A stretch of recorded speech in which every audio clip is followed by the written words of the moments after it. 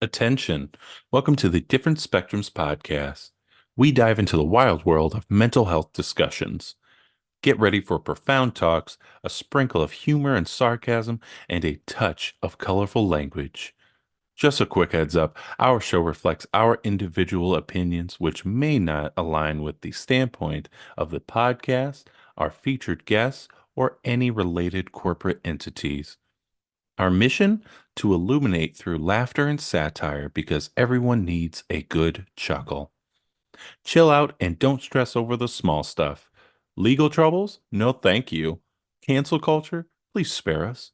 We'd rather keep this space lawsuit free.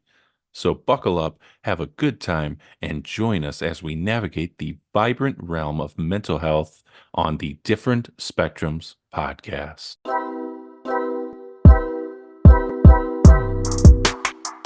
All right. Hey, everybody. We back again. Hey, we're back and we're live. I'm Spencer, your co-host. And of course, we have our licensed clinical therapist, Naz. Dr. Naz. There you go. That's the title. Remember, don't take us too seriously. Or do. That's completely up to you. There you go. Also, don't forget to run up those likes for us. We'd really appreciate it. So, today, we have a very special guest. Our guest is a leader in children's mental health and advocacy in Minnesota, as well as the director of children's programs at NAMI, Minnesota. She designs youth-focused initiatives, writes, coaches, and also brings personal insight as a parent into her lived experiences. She is also an author. Entitled I Am the Ocean, a memoir of motherhood, mental health, and coming home to myself. Please welcome Greta Kjos to the show. Hello. Hello. Thank you for having me. Yeah. I'm excited to be here. Yeah, great to have you. Yeah. Great to have you. So normally we get into like a clip and stuff like that. But today we're just doing a plain old interview, right? We're talking to people about themselves. It's the worst. And it's going to be great. We're going to get to know Greta. We're also going to get to know the work that you're doing at NAMI, as well as what NAMI is in general, like how and what are they doing to really help the mental health in Minnesota today. Yeah. It's going to be a great conversation. But Naz, anything before we get to the show? All I can think is num nums. Num nami and num nums. That's it. That's the same company. Trademark. Right it's the same company, my guy. The autism kicked in. I'm like, nom nom. I swear I'm intelligent. I swear. I have a doctorate, folks. I got my last client. I just got done with a client, and he's like, Naz, I love when you text me. I was like, why? It's so entertaining. It's because I can't spell. That's true. You really can't. I'm just like, all what? Right. I'm excited to talk about this, right? It's a national thing. A lot of people use this as resources. So excited to have you on to expand people's minds on what it is, how it can help them, their families, and a lot of other neurodivergent folks that listen to us, a lot of which are parents. And then also we're going to talk about the book too. Excited. Let's get into it. Whoop, whoop. Whoop, whoop. Whoop, whoop. Hey, she did it pretty good. There you go, girl. She got some swag. Got it. I see Greta you. got it. From Minnesota. That's exactly how we sound. Good. Hey, everyone. Have you been looking for something to help you when you feel extra fidgety? How about when you have a sensory overload? Well, I'm here to introduce you to the Oh No Fidget Roller. It helps me regulate and also feel at ease. The Ono roller comes in 5 different materials, including plastic, aluminum, steel, titanium, and silicone. You can use our code DSP10 to get 10% off your order when you visit onoroller.com and get your roll on. And we're back again. Hey, we're back and we're live. All I can think of is yum sauce now. I'm just hungry. That's yep. great. I'm just fat. Yep. First food reference of the pod. First, but not only. No. So we have Greta on from NAMI. And First thing I want you to do, could you please tell us what is NAMI and what are the initiatives that they're kind of doing now here in Minnesota? So NAMI is the National Alliance on Mental Illness. We have a national organization, but we also have individual state organizations and even county organizations. So you might see Ramsey County and Hennepin County have their own NAMI affiliates, but Hmm. we are the Minnesota State chapter of the National Alliance on Mental Illness. Okay. And what we do, our mission is really important and is at the center of everything we do. So I'm just going to be a dork and read it. So Yeah. through education, support, and advocacy, NAMI Minnesota champions justice, dignity, and respect for all individuals and families affected by mental illness. And I think that really sums it up. We think about NAMI in three categories of work that we do. One is support. So we have helplines, we have for parents, we have warm lines. We think about support, we think about advocacy, and advocacy is we do a lot in the legislature and change laws and really make a difference. Yep. And then we do education. And so those are the three prongs that make up NAMI and everything that we do. Okay. How long you been working with them or with them, affiliated? Just yeah, I work for NAMI Minnesota. I started a year ago, July. Okay. Nice. Got a Congrats. second career, passion, project, mission focused. I love it. Love Wh- it. Yeah. Oh, What yeah. were Go you, ahead now. what were you doing before this? Was it mental health related too, or no? Was it like I'm selling No, tires? I don't know why I said that. no, I've had a kind of an interesting route. I started my career as an attorney, and then I moved into work for a legal publishing company in marketing. So I ended up doing that in marketing for 24 years. I ran the digital marketing organization, and then I left that really feeling like I was burned out and needed to do other things. So I became a leadership and life coach and started coaching parents of kids with mental illness because through that time, the last 10 years while I worked in the corporate setting, my daughter had significant mental illness and it was really a challenge. So, yeah, and so I traveled a bit. I actually was a tour guide for a while. I just needed to take a break and do something Hell yeah. different. So I gave Hmm. tours across the United States to foreign guests, mostly in Europe, mostly from Europe. So that was really fun. And I wrote my book.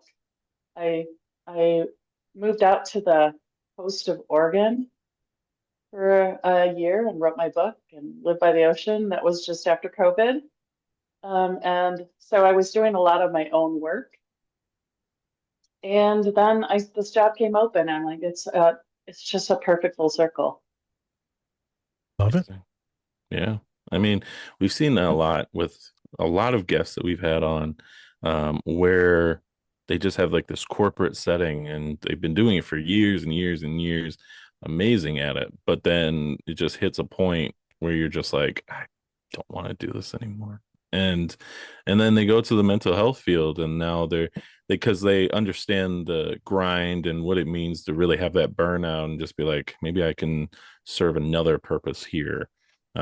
Yeah, we've seen that a lot, and Mm-hmm. it's actually pretty amazing how many people we've actually seen go to the mental health field from the corporate side. So I always Burnout. find that interesting. Yep. Yeah, yeah. So NAMI is actually partnering with Minnesota Aurora FC, the women's semi-pro soccer team here in Minnesota. We've had Andrea as well as Rory, the Aurorasaurus, on the show in the past. Can you talk a little bit about that initiative and what it means to really help advocate not only through sports, but also women's sports in general? Yeah, we were really excited about that. We also work with United, we work with the Mm, Vikings. Nice. So there's a lot of players who choose a charity or choose a passion project. And seems like they're often choosing mental health, mental illness. It's not surprising because it's so prevalent. It affects everybody. In fact, 90% or close to 100%, if not everyone at NAMI is connected in some way to mental illness, either having mental illness themselves or a family member. So it's like this, everybody's is like this big passion we all have. So when we see, somebody use their platform, especially women, yeah, I mean, it's fabulous. It's so exciting. So one of the things we just did with a with a group of them in different sports, including the Aurora, is they came together and signed jerseys and then they auctioned them off. So as a fundraiser for us, it's so fun. We also went there, and one of our projects that we haven't been able to fund yet is an opportunity to buy little like creative kits for kids. Okay. And they might have some mental health messaging in them and pencils and journal and all of those. They came together and uh, did a staff project where they bought 500 of them, all the materials, and packed them. So their staff spent the day building these kits for us to use in part of our programming. So it's so exciting. It really is to see. And we have like mental health or mental illness days at some of the stadiums. We've had people speak during some of these games. It's really exciting. We're really happy that we're starting to do more that way. And the Aurora is fabulous. They're really good to work with. They are. They were Yeah. pretty amazing when we got to work with them, as well as when I got to work with them on some like marketing stuff as well. So yeah, they're amazing. Amazing. It's amazing that this is happening, but also with athletes. People listen to athletes because they put them on this pedestal, because they see, doesn't matter what gender, the masculinity in which is brought to them, right? The popularity. And that, hey, if this person is like this awesome athlete, all pro, all American, Hall of Fame level, and they're talking about depression, they're talking about ADHD, they're talking about suicidality, they're talking about gender issues, women's issues, men's issues, substance abuse issues. I mean, people listen, and I love it. Anytime that we can integrate sports and athletes, and you'd be surprised, Spence, there's not one hand that is not raised when I go ask, like, who is either currently going through mental health related issues or knows someone that's been through it. Everyone raises their hand. Who knows someone that's on medication? Almost everyone raises their hand. It's every time. It's no longer like, I don't know, I never heard of it, or, I don't know anybody. Everyone knows someone. So when you said 99%, it's like 99% of everyone now has been affected in some way, which is sad, but also good that people are starting to talk about it more, because it was always there. Yeah. It just was always shunned and never talked about. And then they could just kind of fade, sadly. So love that you're doing that. I love that we're having the pod today. Yeah. Yeah. Yeah, I think one of the things that we find really powerful are personal stories. So we also talk about, and one thing that's really impactful not only is athletes, but celebrities. So celebrities who come out and talk about that. And so, for example, when we're at the state fair and we're at the booth and people come up, we're like, name a celebrity who has a mental illness. And teenagers know. Teenagers will name them, or let us know, name a mental illness, and they name it. And they do better actually than the adults do. Yes. So we're doing something right. Yes. We're getting teenagers to talk about it and understand it. And a lot of them would say, yeah, I have depression. I have bipolar. They would come right out and say it, which probably, I know it didn't happen when I was growing up. No. Yeah, that's not happening in the older populations, or in my dad's population, not happening. My population, millennials, it's probably not really happening. The newer kids, though, they're like, yo, I'm not going to be ashamed of this. I'm going to embrace this. This is who I am. This is part of me, right? Loving all of myself. We've done many podcasts on loving all the bits of yourself. All the bits. Totally. So speaking of personal journeys, you wrote a book, as you mentioned. Can you give us a little synopsis of what your book is about and what made you want to even write a book? Well, I think when people go through something really difficult, oftentimes they come out and they want to help. come out the other end and you turn and you're like, all of these parents are struggling. And I felt like I had to flounder my way through systems and um, to get help. Like I would have to sort of stumble over, oh my God, I didn't know they would come and pick up my child at home and take them to this treatment or whatever it might be. And I really had this desire to help other parents. And so we had quite a story, and I tried to keep the book about my story as a mom, my story alongside my daughter's healing journey, because she has her own story, and I didn't want to tell that story. But what I've heard from people who have read the book is like they cried at the beginning, and then they're like energized and they're really appreciative. And again, it's those stories. It's ways for people to connect. It's one of the things we talk about is you're not alone. And so I wanted in this book for people to not, and as a coach, I wanted people to, and parents in particular, to have some ideas and have some hope that things can get better. And when I started healing myself, things started to get better. So each chapter is a little different, like focus on acceptance. Man, there's a lot to accept when your kid is critically ill, and I would say my daughter had a life-threatening illness. And so, you know, having suicidality, like living with a child that's suicidal, what can I do? So much out of my control. How do you actually accept that, right? How do you get to radical acceptance? So it's a lot of how moms and dads can really be okay, regardless of the crisis and chaos that's going on around them. We were in crisis and chaos for years. And, our central nervous systems were fried. But I really, I did the work. And that's when I really started seeing things change with my daughter. My approach, like there was something magical about me taking a different approach, learning a new approach, understanding myself, accepting her for who she is and all her parts and bits and all of that, um, giving back her power because I realized I was codependent with her.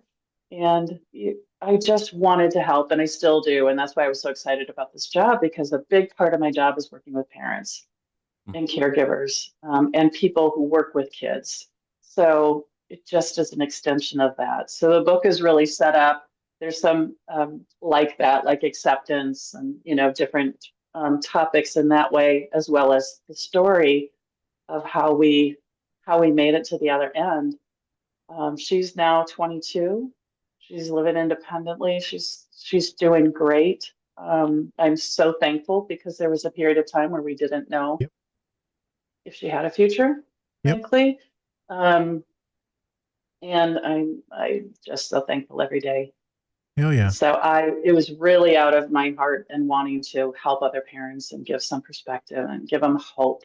That was the one thing that I didn't feel like, when they were talking about some really hard diagnoses with her, and just wasn't hearing hope.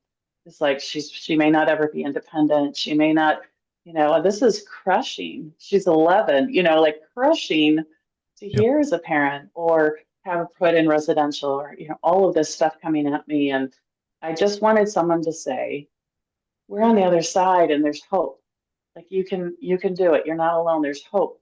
And I really needed those stories of hope. And I wanted to bring that to parents. Love it.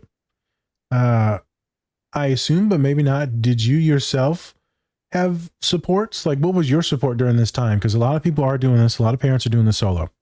No therapy, no medication, no real good social family support sometimes. There's a lot of folks that have children, neurodivergent themselves and children that are neurodivergent, a lot of complications. Did you have supports? And if so, what did those look like? And you said things changed for you. What did that actually mean? Well, I think caring for a child with special needs, regardless, Mhm. we kind of run into those same things. And I'll say up to 85% of marriages end in divorce with kids with special needs. Okay. It's tough. Wow. Raising kids with special needs is tough. It's tough on parents. You know, it's a lot to go through. And my marriage didn't survive it. So then you got that on top of it, right? Then you got all of this. I'm a tough nut to crack. Like you got to really push hard before I cry uncle. Like, I need help. I just wanted to fix her. I want people to fix her. Like, please help me. Please get her back to normal. Please, fix, in the beginning, I was just like, we were trying all of these things. And then after her first suicide attempt, I was just like, I'm going to fall apart. Like, I can't do this alone. Nobody knew at work.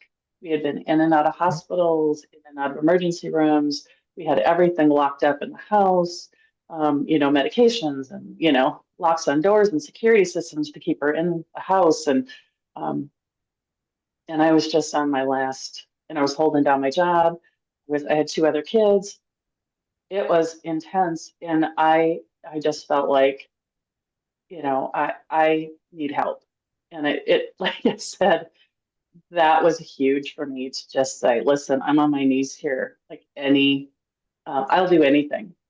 I will take a hard look at myself. I will listen to someone tell me that maybe I didn't do the right things or not. And those things were hard for me. Yep.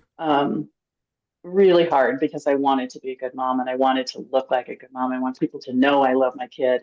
So for me to accept, so those are my issues, right? So that stuff starts coming out like, um, and so I contacted a therapist and I started seeing a therapist. And the therapist was fabulous and I was so fortunate to see her.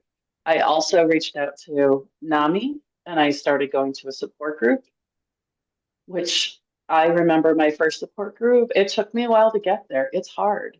It was a hard thing for me. And when I got there, I'm like, oh my God, I don't have to explain myself. I don't have to, everybody knew what we were going through. Everybody knew what I was going through. And I started crying just because like I was in the presence of people who got it. And I didn't have to try to explain, or because there's a lot of judgment. Yep.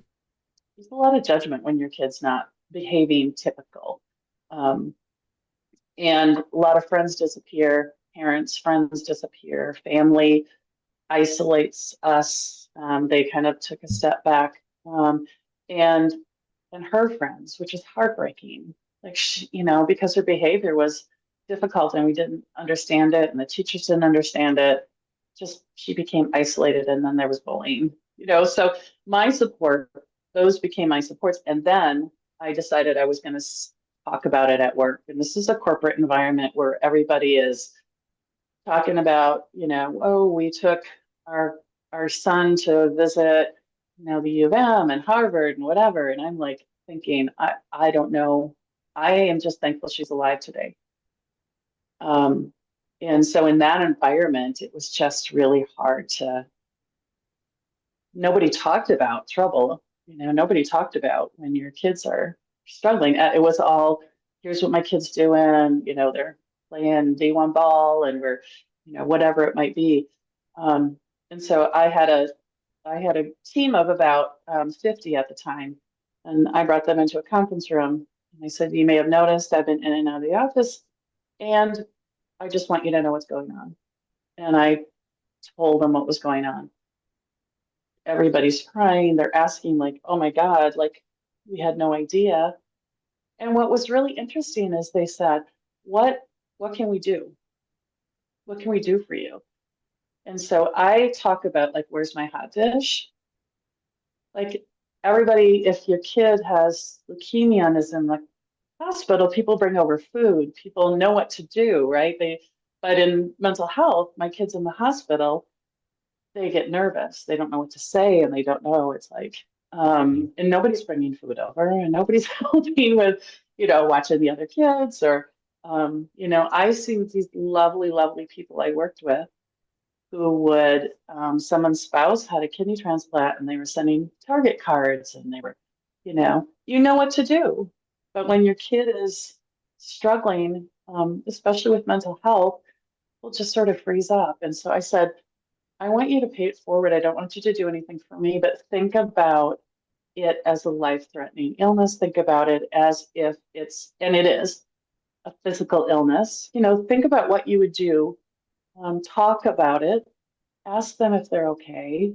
Um, and what was beautiful is that after that, I had so many people come to my office and say, listen, people who work for me say, my husband has bipolar. Yep. I'm so happy I can talk about it.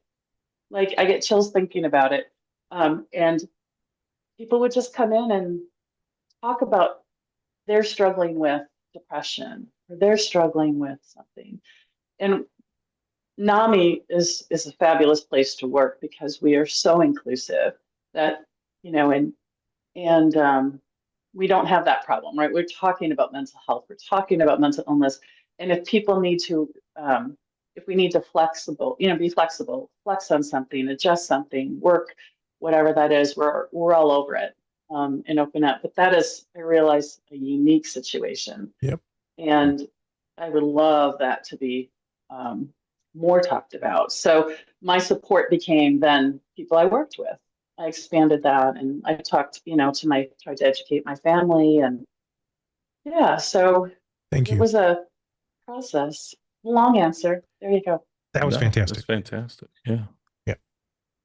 Yeah. I mean, and that's what we're getting at, especially on this podcast, is that we live in a world that's quick and we want an answer very fast. We want it now. We want all the answers right now. And that's just not how it works. That's not how therapy works.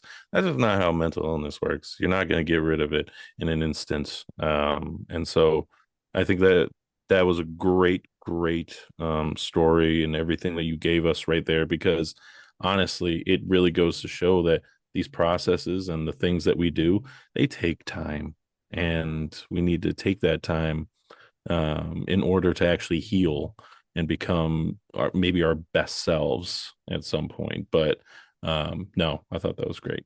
Yeah. That's what we're about. Stories, man. Stories. That's all we do. Yes. Good. I'm glad. I'm happy for you and your family. Because it's not just you that struggles; it's everyone that struggles with that. My moms take the brunt of it. The whole family struggles with it. The other kids know what's going on, and their personalities adjust to what's going on to make sure they burden the family life. Everyone deals with it. It's tough. Autism, it has its many forms, and there's some that are more disabling than others. So, like you said, any type of like special needs, right? It's tough. Yeah. What else you got for us, Spence?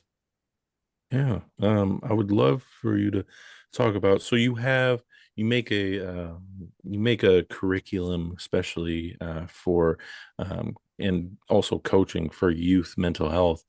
What would you say is a lesson that you wish every school or parent could know? Oh, that is a really great question. I don't know if I can You can have as many as you narrow want. Don't it down to You don't have one. to choose just one. Top 30. Yeah. Four, five. Well, here I go. Oh my God. You thought the last answer was long. I got Great. 30. There you go. Back in 1976. What? I'm sorry. No, but for real though, what do you got? Take whatever time you want. Yeah. What do you want Okay. parents to take away? What would you want to teach them or let them know? So I have my partner. He's a teacher and he's been a teacher for 37 years. We've been together about 3 years. So we've been, you know, talking a lot about this topic because so I'm hearing from the teacher's perspective and I'm coming at it from a parent perspective. And so often I'd be like, well, hold up, back up. Let's talk about that. Um, and I think there is more education and there's more like for teachers have to have education as part of their like continuing education, you know, credits for their license and things like that. And mental illness and mental health has to be a part of that. So it's often, we're even asked to go speak during MEA, speak to groups of teachers, and that's fabulous.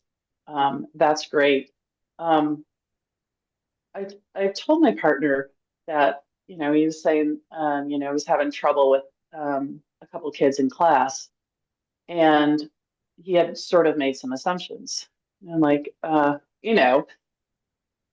and I get from the teacher's perspective that it's hard. They have a hard They job, and do. there's lots of kids. And when they've got a couple kids who are a little bit more work than others, and through the years, I think you maybe become a little bit desensitized. And I said, well, just let me give you some perspective.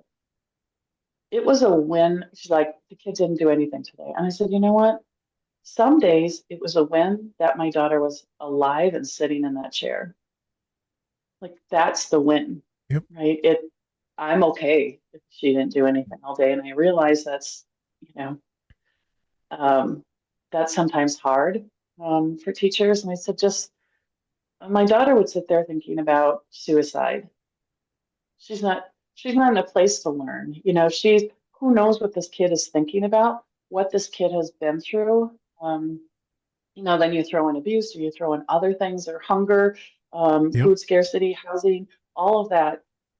Those were all, in Maslow's pyramid of needs. Those are basic needs, and kids can't learn when those things are happening. So be patient, be compassionate, be kind, be understanding, really look at that from, if you have a parent who's coming in and frazzled, oh my God, we were just in the ER until 3 in the morning, and I got up and got all my kids out, you know, stressful. And I think they don't always see us at our best as parents, because there's just so much to do. So many, we're case managers, we're caretakers, we're, emotional support, we're all of those things for our kids and our family. And so I would say for teachers um, and educators to really take a step back if you find yourself judging, and just know that there are other things going on that you don't know about, or that going on with this kid. This kid is struggling. There's a really great book that we talk about, and I'll think of it in a minute, but his basis, it's a Ross Green book. I might have it. But he says kids will do well if they can. Yep. Let's start there. Yeah. Are you looking at So it I now? think, Yeah. yeah, I don't have it. Explosive child, lost at school, raising Yeah, human beings, yep. Oh my goodness, his, treating I explosive kids. taught, I, yeah, The Explosive Child, Russ okay. Green. Okay. It's amazing. It's truly amazing. And he talks about having a path to either, you have three choices with your child. A, you continue to try to, outpower them, like you are going to do this. C, you're just not going to do anything. And B is a collaborative approach. And that approach includes understanding the child's perspective, like what's going on, and laying the foundation to collaboratively solve a problem versus forcing an answer and forcing, which I did too much of because it's hard when they're being difficult. You're like, Yep. no, you're going to do it. I wish I would have had that, you know, when my daughter was a little bit younger and as a teen. But his premise is kids will do well if they can. So if they're struggling and their behavior isn't to piss you off or to, cause you problems or make your class longer, or the behavior is telling us that something is wrong. The behavior is a symptom. So That's what you would tell folks. That makes sense with my story in that's what I life. would tell. Yeah, Uh, that's what I would tell teachers. And I have total respect for teachers, and they have a really tough job, but a gentle reminder that there's more to the story. what about when Spencer asked, what would you do with parents? Is that what you would tell teachers, parents? What would be your lesson for them or something that you would tell them? Maybe it's the same. Um, it is a bit. You know, the Russ Green is really he has this awesome website, and um, he has tools for educators and tools for parents. So he's kind of does that same thing. Um, you know, so many things I could tell parents. You're not alone. There's hope. Um, you know, check out NAMI. NAMI's here. It's free. We have so many things. Yeah. But I had lost sort of touch with who my daughter was. We fought so hard. Like I felt like I was in a fight to rid her of this evil that's like invaded her body. You know, I almost looked at it as like we're going to fight against it. And I even wrote this thing that was published, and you know, it's like my battle cry as a mom to like fix this thing. And she read it. She was maybe 15, 16, and she's like, she was upset. She's like, but this is who I am. This is part of me. And I was like, oh my God, learn from my, you know, that's, don't lose sight of the beauty of these kids and the joy and the creativity and the, you know, be that solid and do the work yourself. Do go and, you know, fall on your sword and say, listen, I will do anything I can to help my kids. Well, I've been having some difficult conversations with parents the last few days, few weeks. Jesus Christ. I'm like, you're not a bad person. Stop. I'm not saying that. I'm just saying care for this child will look different than other children. Absolutely. Yeah, exactly. But then parents will tweak out about it. They take it and it's like almost retribution against the kids. I'm like, why are you doing this to the kid? You work on your shit. I get that everyone's stressed and depressed and the marriage and this and that. The kid ain't got nothing to do with that. Yeah. Kid ain't got nothing to do with Yes. that. It's tough. It's tough to be a parent. Shout out to all teachers, though. Teachers got to be social workers. They got to be fucking teachers. They got to be parents. They got to be nurses. Right now, they got to be therapists, too. It's just, and then they're underpaid and disrespected. Jesus Christ. Absolutely. Shout out to everyone who's going into education, that's doing education, special education, whatever you're doing. Much love. You deserve everything in life that is good. Take care of yourselves. Yeah, totally. So one thing or a couple things that we know, especially about mental health, is that self-care and boundaries are really essential for the work. How do you, Greta, how do you recharge and protect your own well-being, especially having so many other stressors just around you? That is my book. Yeah, there you go. Got Yeah, another one coming. but yeah, and until I understood that my daughter wasn't, you know, my best chance. So I really had to look and say, this is her stuff and this is mine. When we talk about boundaries, it had really become blurred because I was just in there, you know, fighting for her life, which needed, you know, at the point of crisis and chaos, maybe we needed some of that. But my metaphor is what I envision is that my daughter is on a roller coaster and I was on it with her. Mm-hmm. She was good, I was good. If she was bad, I was bad. Yep.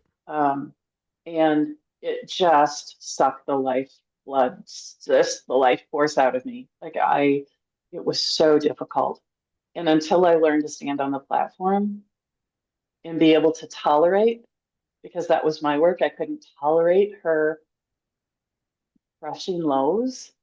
And until I could sit on the platform and be her support and tolerate her ups and downs without engaging in the ups and downs myself, Yep.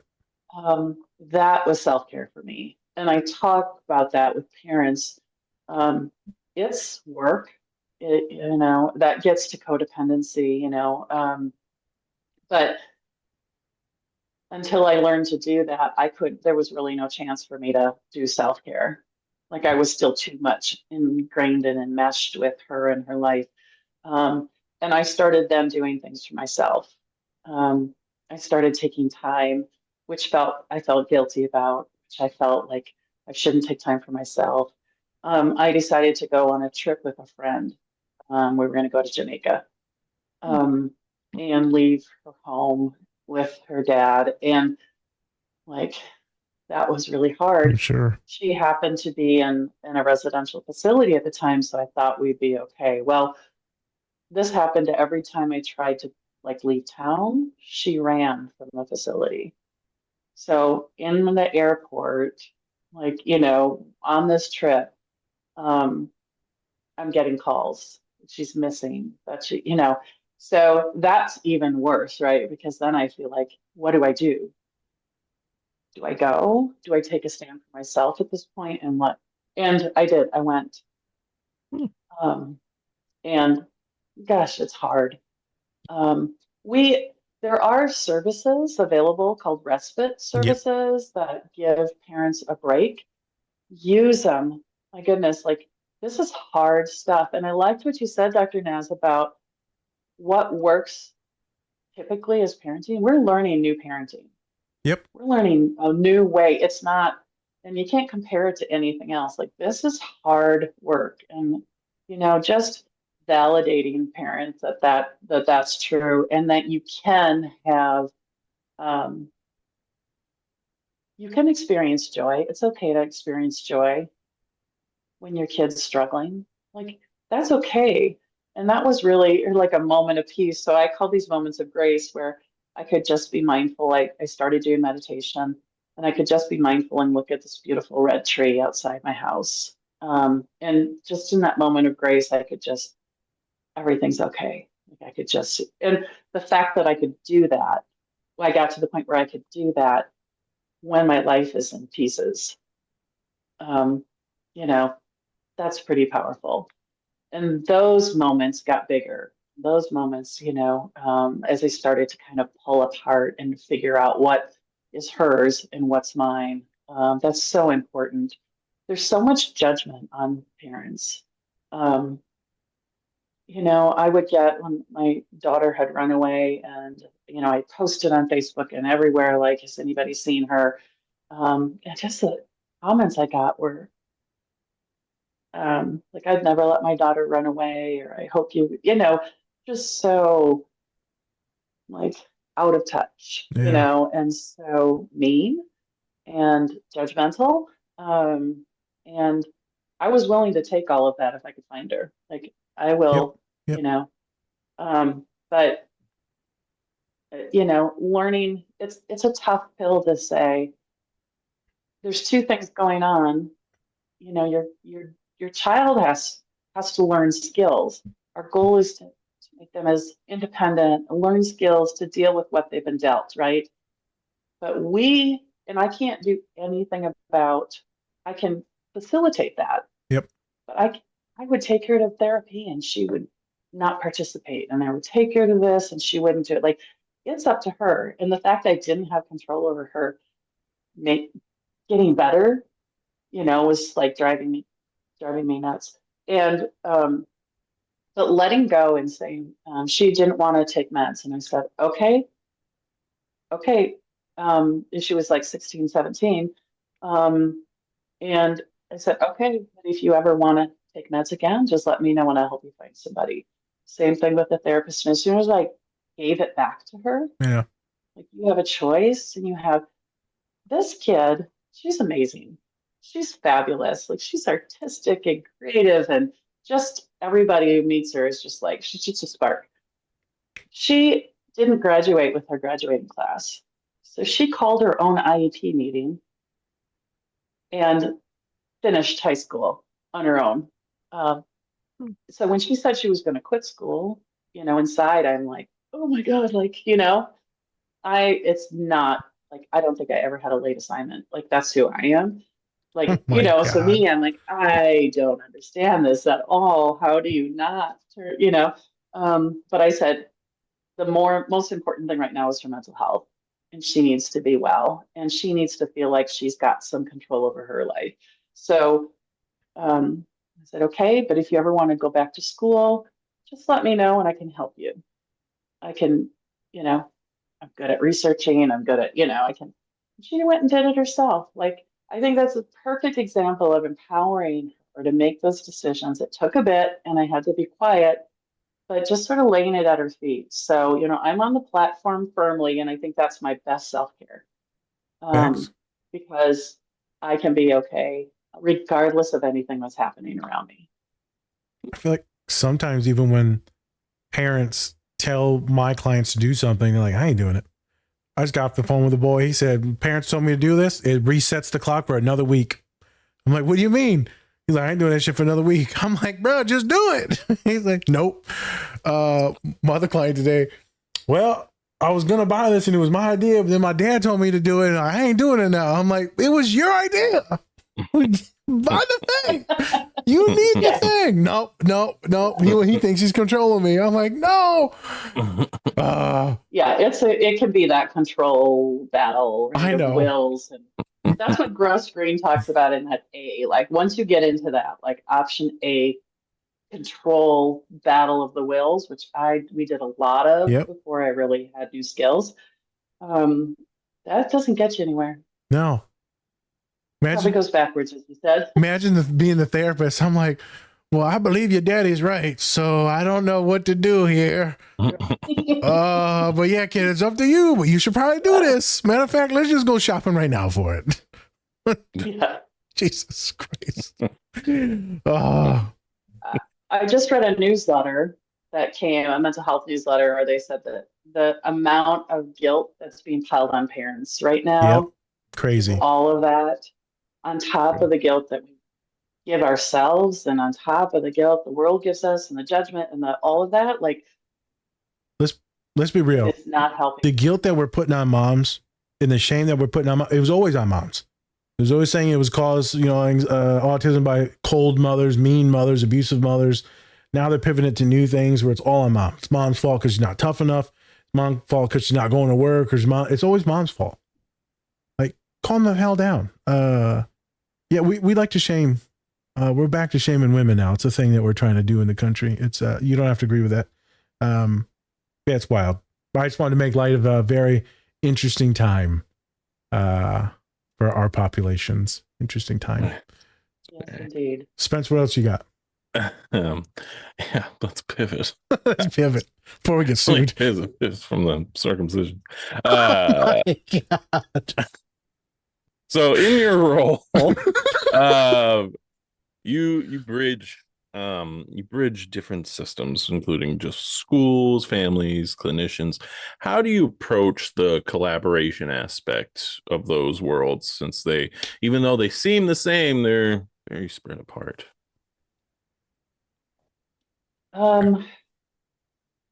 So if I'm understanding your question right, we do work with one of the hardest things for parents, I think, well, all the things that I've said, and in addition, which is like chapter 2 of my book, is the amount of case management stuff we have to do. Like, the amount of stuff that parents have to know to navigate the child mental health system, including schools. Yep. You've got IEPs, 504s, you've got sometimes we have juvenile justice involved, and so we might have courts, and we might have guardian ad litems, and we have if you're on medical assistance, you might have caddy waivers, and you might have access to other things, and you have to fill out forms. When my daughter was going to be in a residential facility, I had to sign a form that kept our legal rights, but it was essentially putting her in state custody, which is just, what are we doing in order to get our kids well? We spend a lot of time, we have education around navigating the children's mental health system, and our executive director, Sue Abderholden, retired yesterday. Oh, wow. She's been around for 24 years, and she's just done, she's all over the news. You don't have to look far to see stories about her retirement and all that she's done. But she would say, it's not that the system is broken, it was never built. And I think that's so powerful. So all of those systems. So for example, there's different levels of mental health care. So you might start with a therapist and be outpatient. Then you might go to more intensive therapy. Then you might go to a day treatment program. You might go to an ER, and then you go to the hospital, be hospitalized. You might go to residential. Every time that shifts, and those are step up, step back down, you got a whole new set of problems. Like, how do you integrate school now? Yep. Like, how is she going to go to school? What about her credits? Like, who's keeping track of her? Because they have to educate her while she's in these programs. So we have a class on navigating and understanding the children's mental health system. We have resources and a nice brochure. We have lots of downloadable brochures on all sorts of topics. And those are based on questions that we've had over the years. We're getting this question a lot. Let's create a document that we can give to folks. It is difficult as a parent to navigate those systems and to know. And I would say that, like I said, I would just happen to learn something. Like, you don't know what to ask. Like, you don't know what you don't know. But going to a NAMI support group, the wisdom in that room of parents who have been through this, they know everything about the systems, about how it all connects. It doesn't really connect, but how you manage that navigation across multiple systems. Um, there, so if that's something that people are struggling with, I would highly recommend going to a parent support group. I'm not sure if I answered your question, Spencer. No, that was perfect. Perfect. Okay. I would love to know also, how would somebody that would love to get involved in with NAMI, if they don't have like a background in mental health, how can people actually get involved with NAMI? That's a great question. We have, gosh, I think we have almost 400 volunteers that we work with in some Damn. form or the That's other. For amazing. real? Don't Wow. quote me on that. It's a high number. Yeah, we do. And It's actually so we two. have, No. It's actually two. You over here lying it's to a, us? Fucking politicians, y'all the same. 398, what? That's not a big difference. It's fine. it's a high number. It averages I'm out. close. It's the Yeah. biggest I'm close. number. It's the biggest. It's the most. I'm sorry. I'm dead. Before you go on, I'm literally just texting one of my clients. Like, I think they need to join one of the support groups. I forgot that this was a resource. I just texted them like, hey, we need to do this. We need to do this. Yeah. We should have been done this. Mhm. And we have all of those on our website. So you can at namimn.org. Yep. So volunteer opportunities, you don't have to have you don't have to have any background. You just have to want to come in and help. And there's so many different ways to help. So that might be, you might want to teach a class. So we have some classes where we have a lot of volunteers teaching. Some of them in youth and high schools. Some of them, gosh, there's so many opportunities there. Some of them for more general public. You can volunteer to staff our booths. So we get requested a lot Yep. to table a booth at all kinds of events, back to school events, you name it. There's a ton of them. You can also volunteer to staff our booths. So for example, we have volunteers. We were at the Gay Pride, and we had a booth there with volunteers. We have volunteers who staff the booth at the state fair, which is awesome. We have a program in December where we have a gift drive, and this is one of my favorite things because my daughter benefited from this. We do a gift drive of certain items that we can bring to inpatient psychiatric hospitals for kids and adults Love it. during the holidays. So we have volunteers come and they deliver them. So they come, they sign up. So you can volunteer to buy stuff. You can come help us pack those.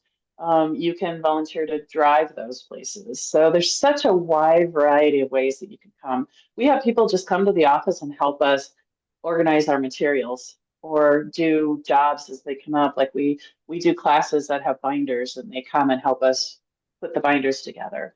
And they can go to our website, and I'm just looking at my website now. And there's a navigation that says get involved, and they can check that. They can contact our volunteer coordinator, and then they just talk them through. Like, there's so many things you can do, and we would be so grateful to have all the help we can get.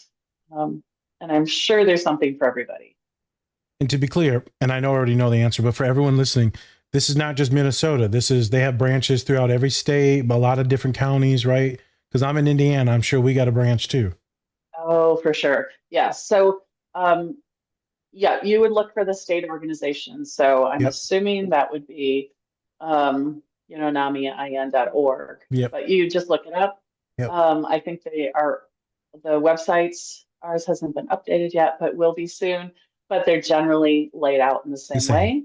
The NAMI National, NAMI.org, has some great materials too. Okay. But if you're going to give money to your state organization. Okay. That the NAMI, if you give money to NAMI.org, that goes to the national, which is okay. Yep. But the state ones really need the money. Like, we really need the help, so you can donate. So just make sure you're looking at your state organization for that. Okay. I'm gonna make That's sure the way you want to contribute. I'll make sure that we plug that too in the post in the YouTube channel too. Donate, and I'll find the link, and they can donate to the webpage. Okay. Dope. This is it's going to be a loaded question, but NAMI's mission is centered around education, support, and also advocacy. Which pillar of those three do you feel is currently most in need of growth? And if you could tell us why, that'd be great. But I know that's going to be a loaded question because you want to do all three. I know. Gosh, it's like you're asking me to choose my favorite child. It's impossible. I know. I said it was a loaded question. We know which one's a loaded question. We know which one's not your favorite child. That was a joke. No, that was a joke. No. I'm so sorry. I'm so sorry. I'm off screen. That was terrible. If he went off screen, that was a bad joke. I'm so sorry. I'm going to drink my. I'm not going to delete that either. Continue. Which child are you choosing? Yeah. Oh, the advocacy piece, changing stuff, legislature changing, even I think it just, God, I can't choose. I think legislative advocacy is really important. It is. And Sue has done an amazing job lobbying over the last 24 years. And if you think about things like even changing language to talk about severely mentally disturbed, which was something like that in a statute these days, to mentally ill, or to, those things matter. One of the things that she said, one of the great pieces of advice that she got in her career, was, when you're looking forward and you see how all the things you have left to do, we have a long way to go, building, because we haven't built the children's mental health system or the adult mental health system. Don't forget to look back and see how far you've come. And I just think that's fabulous advice. And we have come a long way in the last 24 years as an organization. And it's so important getting legislators to listen, to make change. I mean, that's where it starts. That's how we, allows us to do the work that we're doing.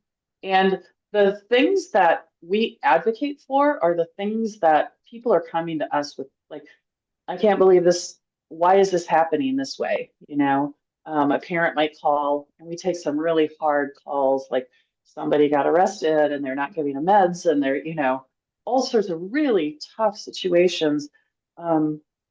That's how we drive our legislative priorities. We're hearing stories from people, and we kind of went full circle because the stories are so important. And we have volunteers who also come and tell their stories in front of the legislature. So powerful. So if people could be on on our legislative committee too, if they have an interest in that. So while I maybe wouldn't say that's most important, that is a really important one. And we're gonna have we have big shoes to fill with Sue leaving in the legislature, and we'll continue the fight and continue the collaboration with um, our legislative partners. Yeah. Okay. So Yeah. a lot of work has been done there. Yeah. Those all they all go together, They right? do. They They do. essentially they all go together. And that's why I asked, because I would love to know just like in your mind what you thought was A, most important, but then B, just show how relevant and how important those three things are in order for us to actually kind of move ahead when we talk about building any type of mental health Yeah. practices or anything like that in the US. And so um, yeah, I think that was great. Yeah. Good. Yeah. Um, oh man, I had something and I lost it. Oh, Yeah, it's gone. Nope. there it is. It was about NAMI. Blah blah blah. I'm reaching for it. Legislature. Oh, Just grabbing it. ran. You know I am. Do they have a sector of lobbying or like a part? And you don't have to answer if this. You're uncomfortable with this. Do they have one that's queer based or helping folks out, supporting folks for legislation and all the stuff that's going on these days? Or no, that's not really part of your guys' thing right now. Mental illness, queer folks, things like that, trans related Um, stuff. I don't know what the legislative policies priorities are this year, but certainly any of that related to mental health As long as it's related to mental would health. be Yep. yep, Okay. yep, related to mental health. Wondered. I would say we have a state conference that we do every year that's coming up November 1st. And we have really great speakers, and we have a panel on LGBTQ plus affirming care. So we have a panel Yep. of providers who are going to talk about that and help other providers, what is Navigate it. affirming care? How do we do it? What are some strategies? And that's going to be moderated by a gentleman from, he works for human rights, but focuses Yep. on LGBTQ. Yeah. Okay. Nice. Yeah, right. So it's going to be a really good panel. So that's another thing. If you're a provider, professional, if you want to go to that conference, it's on our website as well. You can take a look at it, but really good, interesting topics. Okay. Mm. Uh, are there trainings for therapists or mental health providers, nurses that they can just go on themselves? Or do you have, is it a list of like trainings that people go to or outreach programs? Yeah, so that part we haven't talked a lot about is education. Yeah. We've talked Mm. about support groups and the power of that, and advocacy Mm. and education. So we have classes that are trainings that for employers, for, Okay. all different folks, um, parents and caregivers, people who work with youth. We do programming with youth. We do programming with adults who have mental illness, with parents of adult kids with mental illness. Like we have a lot of programming. All of that's on our website, and we don't have one of our priorities, but of course funding is an issue, is to try and get to on-demand training so that people can pick up when they want it. Because one of the things that was so hard for me was time. Yep. So, okay, it's from 6 to 7. Well, that's not going to work tonight, and then I miss it. So we're looking this year, investigating how we can provide that more on-demand kind of E-learning. access. Yes, because that's just so important. I started a series this year for parents and caregivers called Lunchbox Talks. It's 20 minutes, and they're bits of information I wish I would have had. Yep. You can sit and eat your lunch, and we can talk about this thing, take it away, and you can use it today. Like, whatever it might be. So I've got a few more, and one of them is building your team. So that kind of it goes to your question, like, what does your team look like? And you should think about, let's talk about how you build a team, who's on your team, who's your support. Yep. So we just did one on executive functioning. So and that's just was so, again, important for me to like. So it's 30 minutes, it's over lunch, and, Yep. and parents love Quick. it. We have really high turnover, but I would love to, and those would be the first ones that I would do as bits, because then if I think it's great psychoeducation for therapists Yep. to have that and say, hey, go take this class, go listen to this training on this topic so that they're not spending valuable time in their session doing psychoeducation, right? Like some of that I think is really important. So that partnership I think is Valuable too. amazing. Yeah. Okay. Yeah. Thank you. Yeah. Yeah. I mean, that's pretty much, I guess the final question I'm going to ask is, what do you think with everything going on, especially right now, what do you think the future of mental health advocacy will look like to you? That's a good question. I've never even thought of that shit. Mm, that is a good question. Um, it's like the sand shifting beneath our feet. Yeah. And I think we have to be agile, and I think we have to keep pivoting, keep adjusting, but keep on the fight. Like keep our head focused on where we need to be, and adjust as we have to adjust. And we have to take the wins where we can get the wins. Yeah, it's tough. I mean, there's a lot going on. Yeah.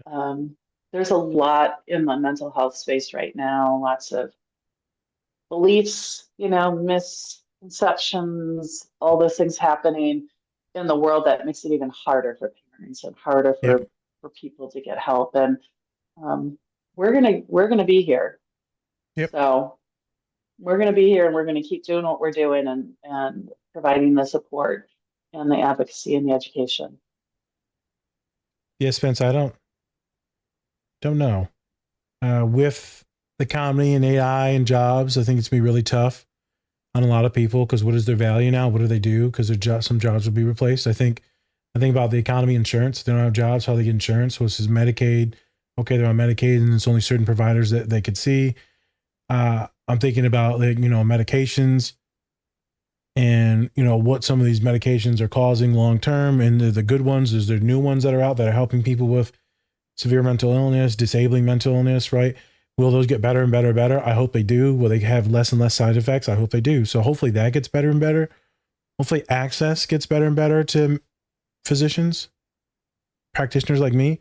Hopefully that I don't have to have a license just in Indiana, and then I have to apply for everyone in every state, that I can just have a nationwide like psychologists have. They stop pigeonholing folks like me that are black, brown, or other marginalized identities, because we don't have that PhD degree that the other ones do. There's a lot of things that could happen. It could get vastly better. It could get vastly worse. It just depends on all the shit that's going on and wars in country. I'm worried about farming and worried about trade. Like, I have no idea. I got kids crashing out all the fucking time about the future, Spence, about everything. Oh, it just rose my hand on Zoom. Yes, You have a question, nods. Dr. Yeah. Meadows. Do you have a question? I don't know how to stop the hand from being up. Just click on it again. Oh, it says lower hand. That's wild.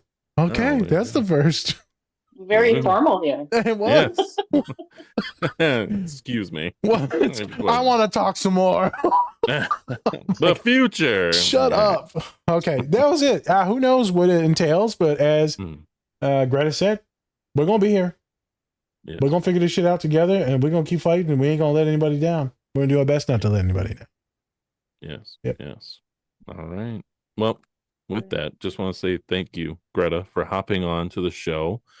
This was fantastic. Would love to have you back and maybe even talk about a movie or show that you really like. Hey, we can always do that. I love too. it.